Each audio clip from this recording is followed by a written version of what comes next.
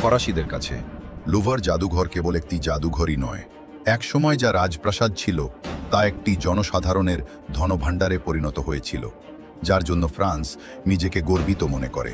এটি দেশের ইতিহাসের প্রতিনিধিত্ব করে এবং ফরাসি সংস্কৃতি এবং পরিচয়ের কেন্দ্রবিন্দুতে অবস্থিত।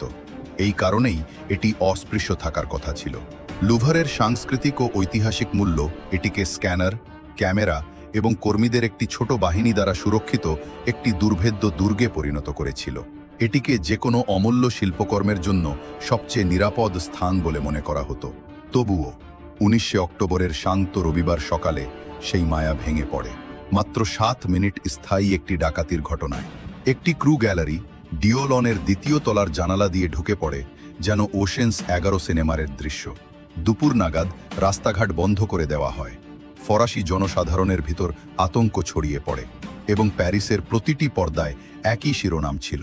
Manhunt underway this morning after thieves took priceless jewels from the Louvre Museum in Paris. এটি কেবল ডাকাতি ছিল না, এটি ফ্রান্সের ইতিহাস এবং এর জাতীয় গর্বের উপর আঘাত ছিল। এভাবেই লুভ প্রকাশ্য দিবালোকে আঘাতের শিকার হয়।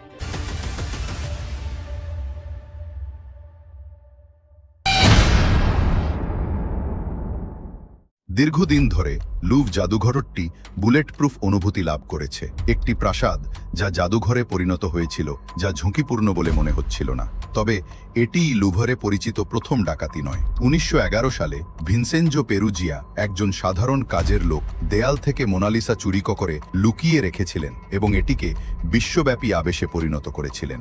2 বছরের অনুসন্ধানের পর চিত্রটি ইতালিতে পাওয়া যায় এবং জাদুঘরে তার স্থানে পুনরুদ্ধার করা হয়। তারপর থেকে নিরাপত্তা পুনর্নির্মাণ করা হয়েছিল এবং লুভর জাদুঘরটি একটি দুর্ভেদ্য দুর্গের মর্যাদা অর্জন করেছে বলে প্রমাণিত হয়েছে। এতে থাকা শিল্প ও জাতীয় প্রতীকগুলির নিদর্শনগুলি নিরাপদে সুরক্ষার স্তরের আড়ালে রাখা হয়েছিল। ক্যামেরাগুলি দেয়ালে, তালাবদ্ধ দরজা এবং পাহারার পথগুলি মুহূর্তের জন্য পরিকল্পনা করা হয়েছিল। জাদুঘরটি নিয়ন্ত্রিত প্রবেশপথ সহ একটি ঘড়ির মতো এবং একটি সিসিটিভি রুমে 24 ঘন্টায় নজরদারি চলছিল। এই সব কিছুর পরেও অকল্পনীয় ঘটনাটি ঘটেছিল যখন সবাই এটি আশা করেছিল। চুরিটি গ্যালারির ডিওলনে ঘটেছিল। একটি হলো যেখানে ফরাসি মুকুটরত্ন, নেকলেস এবং ফরাসি অভিজাতদের সাথে আবদ্ধ আনুষ্ঠানিক টুকরো জিনিসপত্রের অবশিষ্টাংশ রয়েছে। গ্যালারিটি খুব একটা দূরে ছিল না, এটি জাদুঘরের অভ্যন্তরীণ বৃত্তে অবস্থিত, মোনালিসা থেকে মাত্র 250 মিটার দূরে। এই অঞ্চলে সবকিছু নিরাপদ বলে মনে হয়। পর্যটকদের ভিড়, ঘন কাচের প্যানেল, কেসে ভাইব্রেশন সেন্সর, কোণে মোশন অ্যালার্ম এবং প্রতিটি পদক্ষেপ পর্যবেক্ষণকারী রক্ষীরা। এমন একটি জায়গা যেখানে কেউ ডাকাতি করার সাহস করবে না বলেই শপথ করা হয়েছিল। আর ঠিক এই কারণেই এই ঘটনাটি বাস্তব ঘটনার চেয়ে ডাকাতির সিনেমার মতো বেশি মনে হয়েছিল। কিন্তু এখানেই মোচড়, এটি লেজার এবং বিস্ফোরক ব্যবহার করে তৈরি কোনো অত্যাধুনিক উচ্চ প্রযুক্তির কাজ ছিল না। এটি দুর্দান্তভাবে সহজ ছিল। একটি লিফট, একটি জানালা, একটি করাত এবং 7টি নির্মম মিনিট। এটা স্পষ্ট ছিল যে ডাকাতির দল আগে থেকেই তাদের হোমওয়ার্ক করে রেখেছিল। তারা রবিবার সকাল বেছে নিয়েছিল, সপ্তাহের সবচেয়ে শান্ত সময়, যখন পায়ে হেঁটে যাতায়াত কম থাকে এবং প্রতিক্রিয়ার সময় বেশি থাকে। তারা তাদের বিখ্যাত হলুদ জ্যাকেট পরে ফরাসি কর্মীদের মতো পোশাক পরে এসেছিল এবং একই দিকে মুখ করে একটি সাধারণ বাস্কেট লিফট তৈরি করেছিল। নির্মাণ এলাকার কাছাকাছি খুব সাবধানতার সাথে স্থানটি বেছে নেওয়া হয়েছিল, ঠিক যেখানে কোনো লিফট বাহিরের স্থান থেকে দেখা যাবে না এবং রক্ষীদের মূল প্রবাহ থেকে যথেষ্ট দূরে। সকাল প্রায় 9:30 মিনিটে 3 বা 4 জন লোক লিফটে উঠে উপরের তলার একটি জানালায় গিয়ে ব্লটর্চ এবং একটি ছোট চেইনসো দিয়ে জোর করে এটি খুলে ফেলেলে। গ্যালারিতে প্রবেশের পর তারা কোনো ঘোরাফেরা বা দ্বিধা করেনি। তারা 2টি নির্দিষ্ট কেসের কাছে দাঁড়িয়েছিল, হাতে তাদের গ্রাইন্ডারগুলি প্রাণবন্ত হয়ে ওঠে এবং 4 থেকে 7 মিনিটেরও কম সময়ের মধ্যে শক্তিশালী কাজটি ভেঙে চুরমার করে ফেলে। এটি একটি বাস্তব ভিডিও যা একজন পর্যটক দ্বারা তোলা হয়েছিল, চোরদের একজনের, যখন তারা রত্নগুলির একটিতে প্রবেশ করার চেষ্টা করছিল। চোরেরা 9টি নির্দিষ্ট রত্ন, একটি টিয়ারা, একটি ব্রোচ এবং নেপোলিয়ন তৃতীয়ের স্ত্রী সম্রাজ্ঞী ইউজেনেইয়ের একটি মুকুট এবং একই রকম মূল্যের আরও কিছু রত্ন চুরি করতে সক্ষম হয়। অ্যালার্ম বাজতে থাকে এবং তারা চুরি করতে থাকে। আমরা মোনালিসা দেখার জন্য ভেতরে যাওয়ার জন্য প্রস্তুত ছিলাম। ঠিক তখনই তারা আমাদের গ্যালারি থেকে বের করে আনে। উইং ভিক্টোরিয়া আমাদের সিঁড়ি বেয়ে নিচে নামিয়ে দেয়। তারপর আমরা বেরিয়ে যাওয়ার পথে বেরিয়ে আসি। আমরা বুঝতে পারিনি পুরো জাদুঘরটি খালি করা হচ্ছে। ডাকাতদের সাথে শারীরিক লড়াই এড়াতে নিরাপত্তা বাহিনী ঘরটি তালাবদ্ধ করে দেয়। এরপর তারা পুলিশের অপেক্ষায় তাৎক্ষণিকভাবে জাদুঘরটি খালি করা শুরু করে। তবে ভাঙচুর এবং পূর্ণ প্রতিক্রিয়ার মধ্যে বিলম্বের কারণে চোরদের ভেতরে প্রবেশ করতে হয়েছিল। রত্নগুলো নিয়ে তারা আবার জানালা দিয়ে বের হয়ে এসেছিল। এটি একটি বাস্তব ভিডিও, যা লিফট থেকে নেমে আসা চোরদের একজন পর্যটকের দ্বারা ধারণ করা হয়েছে। তারা দুটি অপেক্ষমান স্কুটারের পিছনে চেপে পালিয়ে যায়, কিন্তু সবকিছু পরিকল্পনা অনুযায়ী হয়নি। তাদের তাড়াহুড়োয় 19 শতকের একটি মুকুট তাদের পালানোর সময় তাদের হাত থেকে পড়ে যায় এবং পরে কর্তৃপক্ষ নিকটবর্তী একটি গলিতে ক্ষতিগ্রস্ত অবস্থায় দেখতে পায়। লুভের ভেতরে পুলিশ প্রবেশপথ সিল করে দেয় এবং জাদুঘরটি কয়েকদিনের জন্য বন্ধ করে দেয়।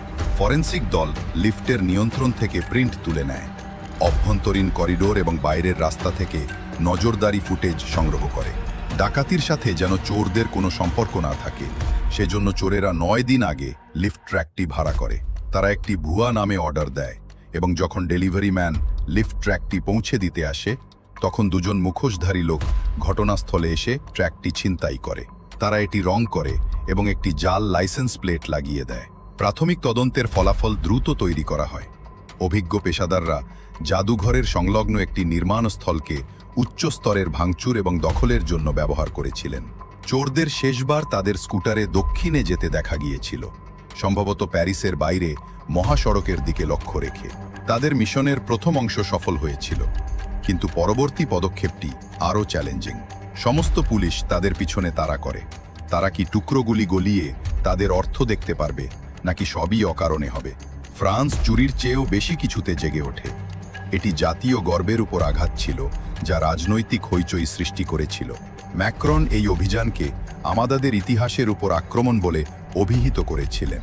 জাতীয় সমাবেশের নেতা জর্ডান বার্ডেলা বলেছেন যে এটি একটি অসহনীয় অপমান এবং ফ্রন্ট ন্যাশনালের মেরিন লে পেন এটিকে ফরাসি আত্মার জন্য একটি ক্ষত বলে অভিহিত করেছেন। আরও খারাপ ব্যাপার হলো, এটি প্রথম ফরাসি জাদুঘর নয় যেখানে হামলা হয়েছে। সেপ্টেম্বরের পর থেকে প্যারিসে 3টি জাদুঘর হামলার শিকার হয়েছে: National Museum of Natural History, president Jacques museum of Chirac এবং এখন লুভার। কর্তৃপক্ষের উপর চাপ সর্বকালের সর্বোচ্চ পর্যায়ে রয়েছে এই অপমানজনক চুরি বন্ধ করার জন্য এবং ফরাসি জনসাধারণকে সন্তুষ্ট করার জন্য। এই ডাকাতির সমাধান করা ঘড়ির কাঁটার বিপরীতে একটি প্রতিযোগিতা। এই বিখ্যাত টুকরোগুলো অক্ষত বিক্রি করতে পারবে না, যা চোরদের সেগুলো ভেঙে ফেলা, গলে ফেলা এবং পাথর কেটে ফেলার দিকে ঠেলে দেয়। এই কারণেই যে কোনো জাদুঘর ডাকাতির পরের প্রথম সপ্তাহটি সবচেয়ে গুরুত্বপূর্ণ। যদি এর মধ্যে টুকরোগুলো উদ্ধার করা হয়, তবে সেগুলো সাধারণত অক্ষত থাকে এবং সংরক্ষণ করা যেতে পারে। কিন্তু 1 সপ্তাহের ব্যবধানে জিনিসপত্রগুলো সাধারণত ইতিমধ্যেই চূর্ণ বিচূর্ণ হয়ে যায়। $800 মিলিয়ন আশা করা হচ্ছে, তাই তারা অভ্যন্তরীণ সাহায্যের মাধ্যমে খুব ভালোভাবে পরিকল্পনা করেছে। তারা যা করতে পারে তা করার 3টি উপায় আছে। তারা সব ভেঙে ফেলতে পারে, সোনা বিক্রি করে টাকা নিতে পারে, হীরাগুলো আলাদা করতে পারে, এটা একটা উপায়। তারপর তারা কিছুক্ষণ অপেক্ষা করতে পারে এবং অনেকবার বীমা কোম্পানিগুলো পুরস্কার দিয়ে থাকে কোন প্রশ্ন ছাড়াই। যদি তারা জানে এটি $5 মিলিয়ন হেড, তাহলে তারা এখনই $1 মিলিয়ন দেবে। আর তুমি জানো মানুষ তা করে, তারা আসলে অপেক্ষা করে। এখন পর্যন্ত চোরেরা তাদের স্কুটারগুলো রেখে গেছে। লিফট এবং ডাকাতির সময় পরা একটি হলুদ জ্যাকেট। মাত্র কয়েকটি সূত্র পাওয়া গেছে। ফরাসিদের জন্য পরিস্থিতি ভালো দেখাচ্ছে না। ইতিহাস বদলে যাওয়ার আগে, ফ্রান্স কি চোরদের ধরতে পারবে এবং রত্নগুলো রক্ষা করতে পারবে? এই প্রশ্নের উত্তর কেবল সময়ই দিতে পারে।